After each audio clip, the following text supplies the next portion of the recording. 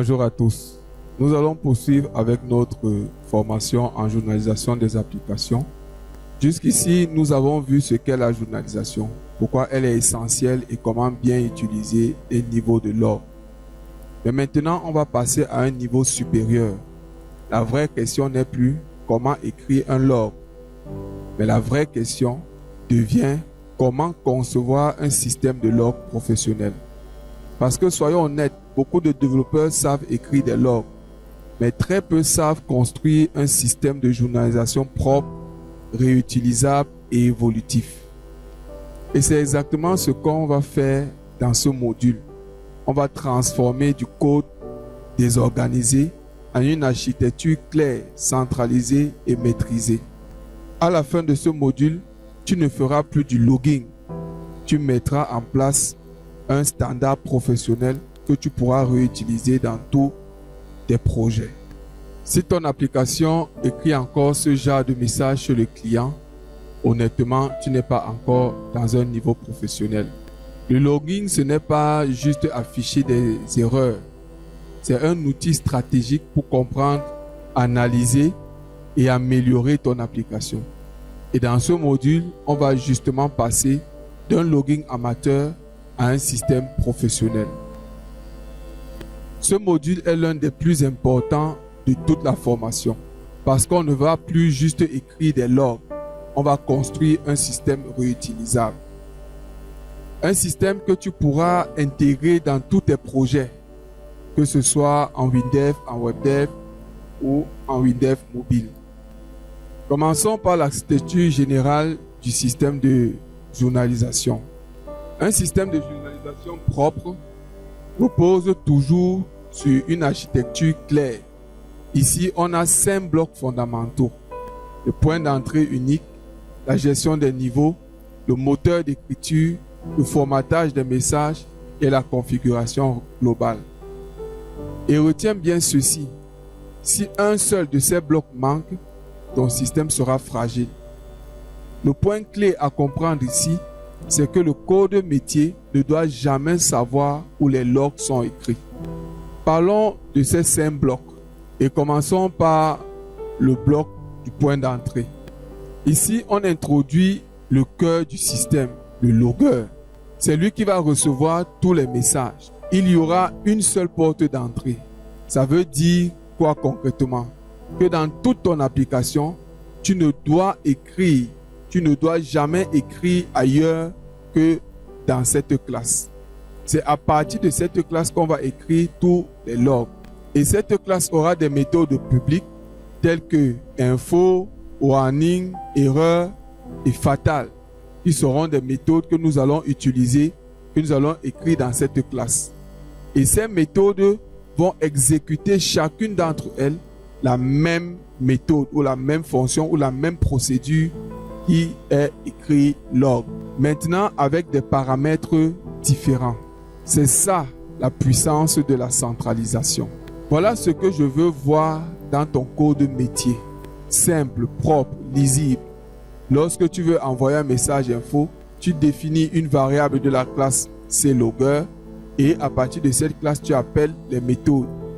Logger2.info, tu lui donnes juste le message. Logger2.erreur, tu lui donnes juste le message. Et lui, la procédure va se charger d'écrire directement dans le fichier log. À ce niveau, le développeur ne se pose plus de questions. Il écrit son log et le système s'occupe du reste. Poursuivons avec le bloc gestion des niveaux. Tous les logs n'ont pas la même importance. Nous l'avons déjà dit dans les vidéos précédentes. Le trace n'est pas une erreur. Le debug n'est pas une information. Ici, on met en place un système intelligent pour filtrer. On va donc définir des constantes, log trace, log debug, log info, log warning, log erreur et log fatal. Dans la méthode centrale, on va écrire cette ligne. Si niveau est inférieur à niveau minimum, alors retour. Cette ligne permet de dire si ce log n'est pas important, je ne l'écris pas. Maintenant, ayez des bons réflexes.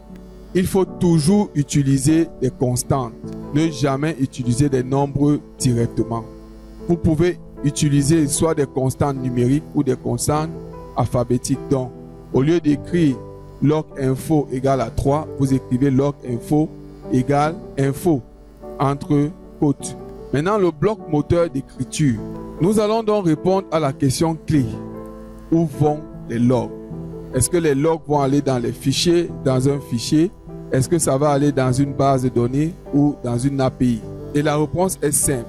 Le code métier ne doit pas le savoir. Le code métier ne connaît pas où est-ce qu'on va écrire le log. Voici le moteur du système. La méthode écrit log est le moteur du système. Tout passe ici. Filtrage, formatage, écriture. Si tu maîtrises cette méthode, tu maîtrises ton système de logging. Retiens bien ces règles. Ne jamais écrire directement dans le code métier. Toujours passer par écrire log, cette méthode. Toujours anticiper sur l'évolution. C'est ça qui fait la différence entre un junior et un professionnel. Formatage des messages. Un log sans structure est inutile. Et ici, on standardise. Date, heure, niveau, utilisation, message, ainsi de suite. La méthode formatage nous permet de donner ou de déclarer le format du message qui va être écrit dans le fichier log. Il va donc récupérer la date et l'heure du système. Il va convertir le niveau de log en test. Si c'est par exemple niveau 3, il sait qu'il va directement écrire info avec la méthode niveau to test ou niveau vers test. Et il va récupérer l'utilisateur qui est admin. Et la méthode niveau vers test, c'est un petit détail technique, mais très important. Un log doit être lisible par un humain. Donc, on transforme le 1 en trace, le 2 en debug, le info, le 3 en info, le 4 en warming, le 5 en erreur et le 6 en fatal. Si on n'a pas donné quelque chose, il va mettre au no. Donc voilà comment s'écrit la méthode niveau to test ou niveau vers test. Vous pouvez l'écrire en français ou en anglais. Ici, on entre dans une logique professionnelle. On ne doit pas modifier le code pour changer le comportement. Tout doit être configurable, niveau, destination, fichier. Tout ça doit être configurable et indispensable. C'est indispensable en production. Le schéma logique de notre architecture est le suivant. Regardez bien ce schéma. Il résume tout le système. L'application ne log pas directement. Elle passe par le logger. Le logger applique les règles, puis envoie vers la destination. C'est une architecture propre et scalable. Il est important de séparer le code métier du logging. Les mauvaises pratiques vont toujours amener les gens à mélanger ces deux codes-là. C'est ce qu'on voit dans beaucoup de projets. Le logging est mélangé au métier et il y a duplication, c'est tout un désordre, un méli-mélo. Résultat, on a un code illisible et impossible à maintenir. Il est donc bien d'avoir de bonnes pratiques. Voilà ce que tu dois viser. Coder métier propre, logging externalisé, tel que vous voyez. Une seule ligne suffit pour dire que maintenant on engage tout le logging. Ceci offre des avantages multiples. Avec cette approche, ton code est plus lisible, la maintenance est facilitée, l'évolution sans impact.